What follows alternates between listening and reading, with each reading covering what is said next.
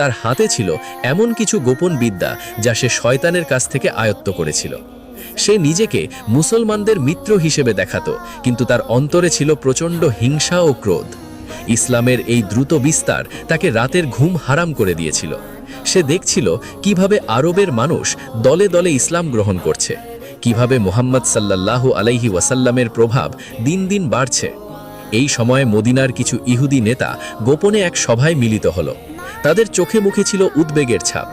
একজন বলল, মুহাম্মাদের শক্তি দিন দিন বাড়ছে, আমাদের কিছু একটা করতে হবে।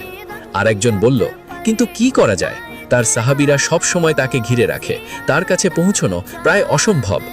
তখন তাদের মধ্যে এক বয়স্ক ব্যক্তি বলল, একটা উপায় আছে, লাবিদ ইবনে আসাম। সে জাদুবিদ্যায় পারদর্শী, তাকে দিয়ে মুহাম্মাদের উপর জাদু করানো যায়। এই প্রস্তাব সকলের কাছে গ্রহণযোগ্য মনে হলো। তারা সিদ্ধান্ত নিল যে লাবিদকে এই কাজের জন্য নিয়োগ করবে এবং বিনিময়ে তাকে মোটা অঙ্কের অর্থ দেওয়া হবে। কিছুদিন পর তারা লাবিদের সাথে গোপনে দেখা করল। রাতের অন্ধকারে একটি নির্জন ঘরে বসে তারা তাদের পরিকল্পনা তার কাছে উপস্থাপন করল। লাবিদ প্রথমে একটু ইতস্তত করল, কারণ সে জানত মুহাম্মদ কোনো সাধারণ মানুষ নন।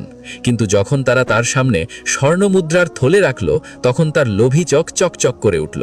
সে রাজি হয়ে গেল।